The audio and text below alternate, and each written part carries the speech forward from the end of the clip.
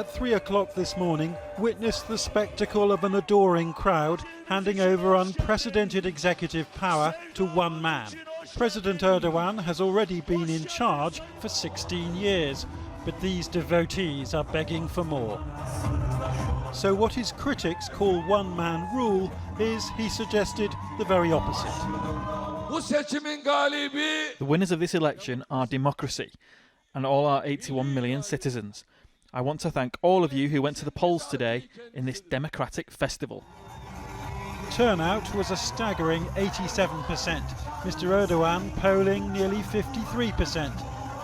Allegations of election fraud not serious enough to challenge the result, because Turks in their tens of millions revere their president in ways which would make even Donald Trump beg for it to stop.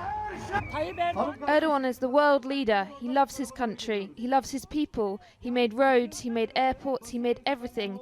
He is the father of the oppressed. He is the father of the whole world. Not just us, but America, Europe, everybody.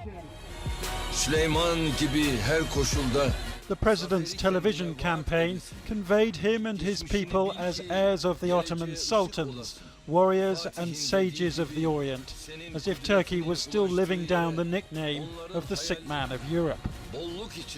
And with Erdogan, these people do feel great again. That old cliche about Turkey being a bridge between East and West feels a lot less true tonight, because Turks have voted to keep a nationalist strongman far more at home, it seems, in Central Asia or the Middle East.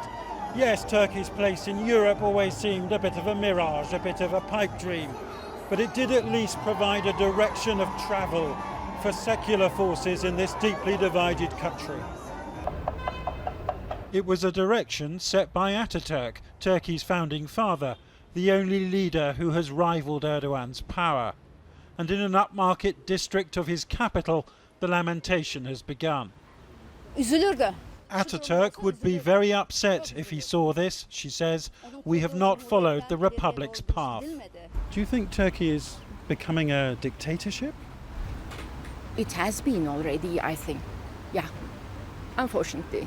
It's so sad to say this, because I'm Turkish. Mr. Erdogan works in this building of over 1,000 rooms, which his advisers insist should be called a compound and not a palace. One of those advisers telling me a coup attempt against him 2 years ago justifies a state of emergency in which the UN says around 160,000 people have been detained.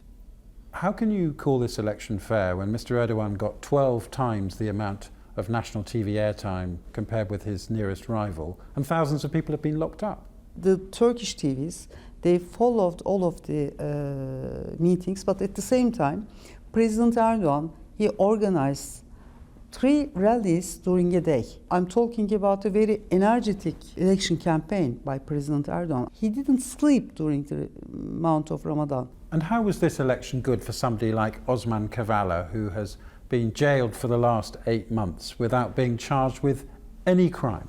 It's not a matter of the election. It's not my well, the president's in charge, and people want to know if he's going to end the state of emergency. It's a matter of justice. And have people released from prison.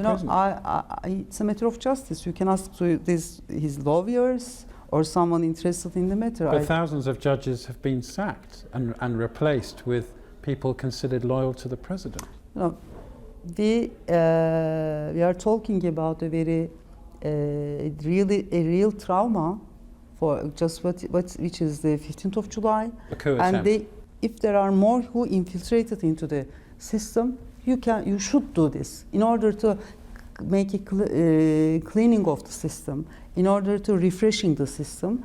You have to find the responsibles. The fear is, as you know, that people think Turkey is now a one-man regime, that it's an elected, popular, elected dictatorship. You should leave asking this question.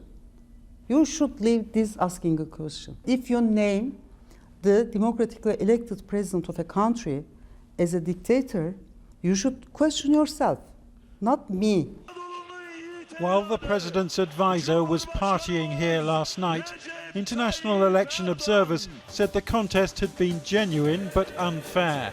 And one couldn't help noticing that the leaders of Azerbaijan and Uzbekistan were among the first to congratulate Turkey's leader by phone. Jonathan Rugman, Channel 4 News, Ankara.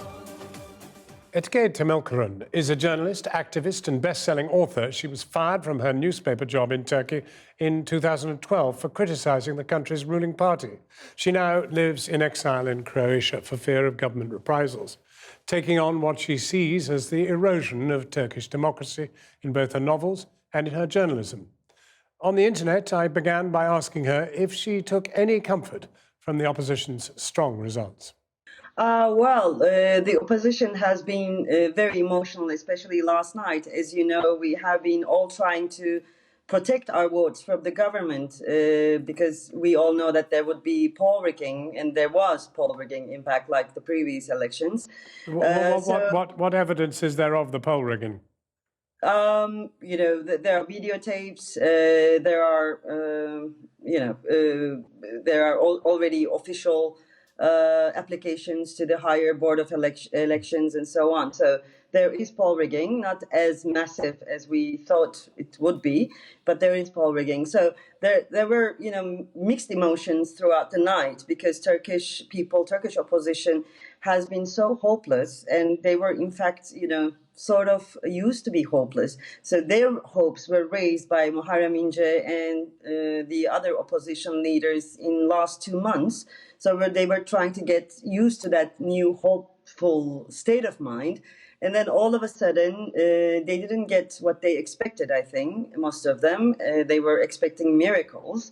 Miracles did not happen.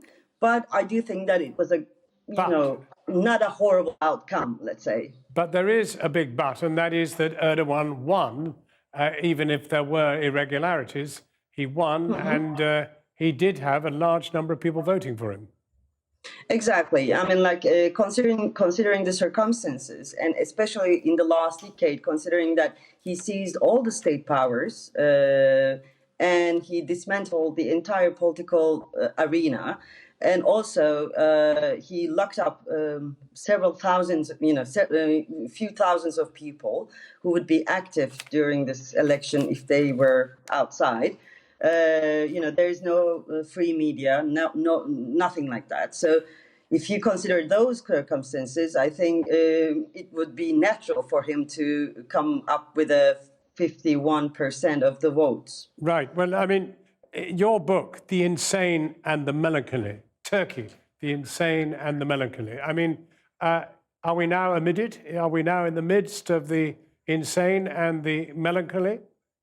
We have been going through that for the last 15 years, in fact, in Turkey. And I wrote the book to tell the Western people that it's coming towards them as well.